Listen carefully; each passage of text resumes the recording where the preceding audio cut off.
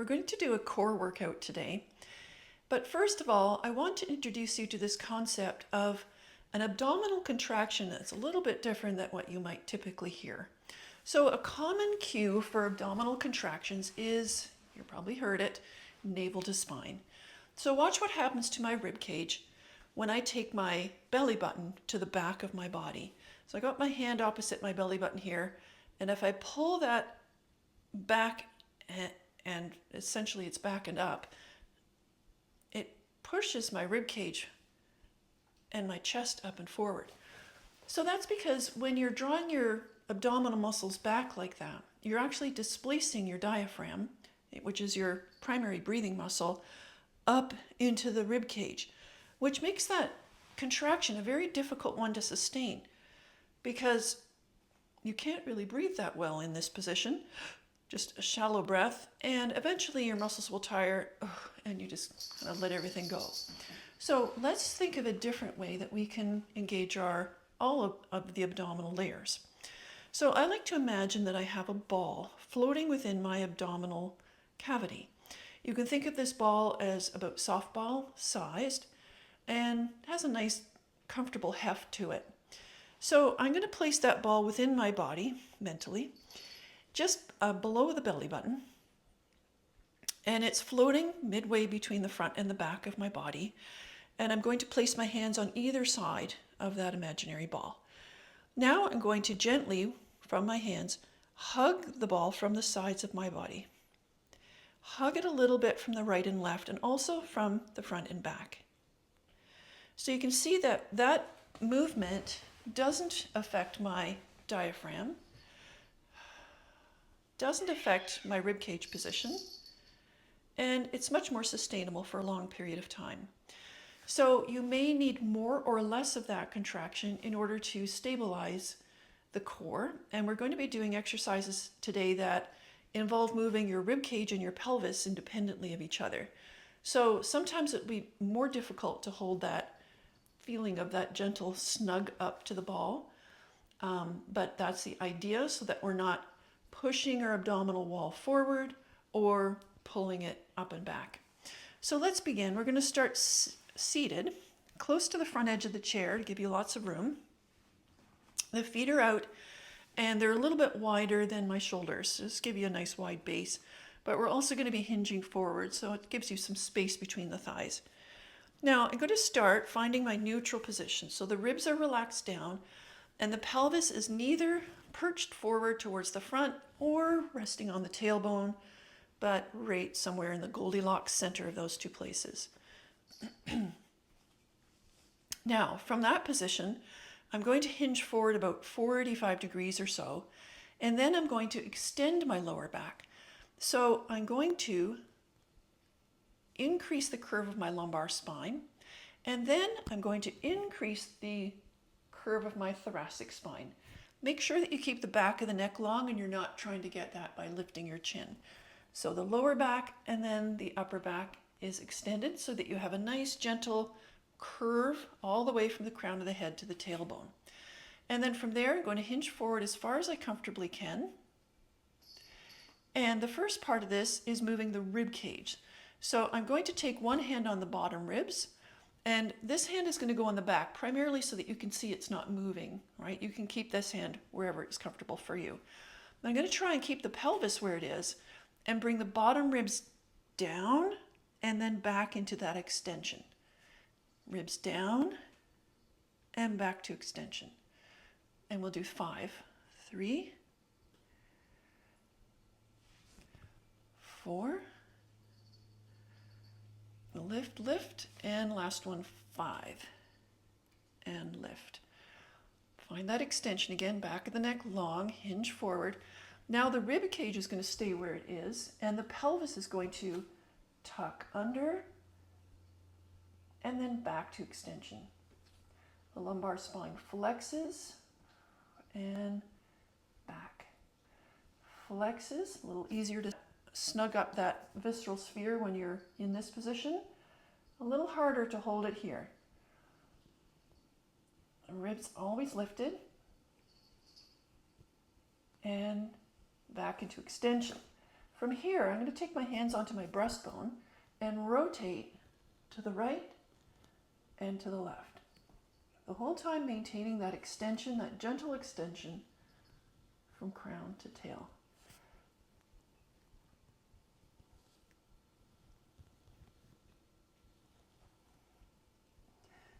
And we'll do one more here.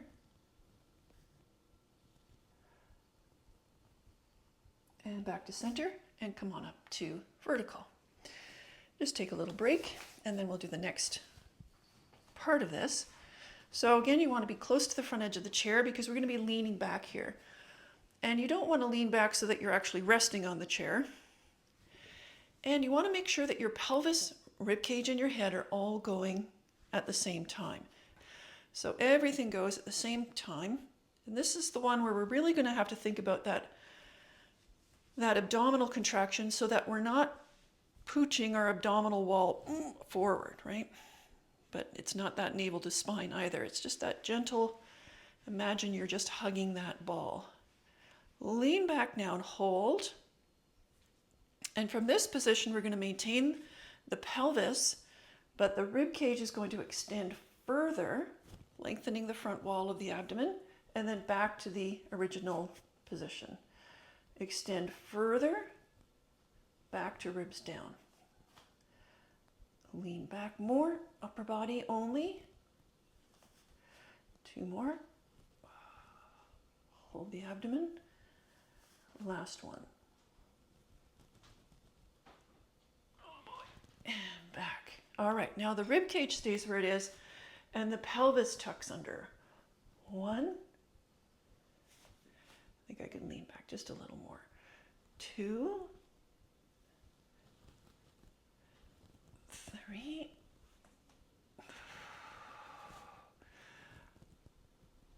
4. And 1 more. 5. From here, hands to the sternum, rotate 1 to the other side. 2. 3. Abdomen in. 4. 5. Back to center. Come on up to vertical.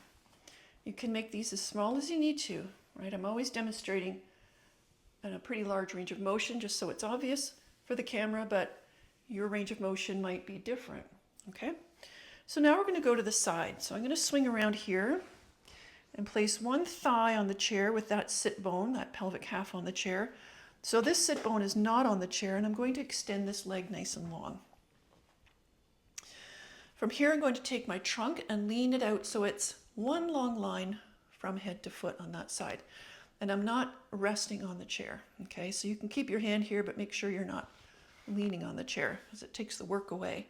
Both sides of your waist are equally long.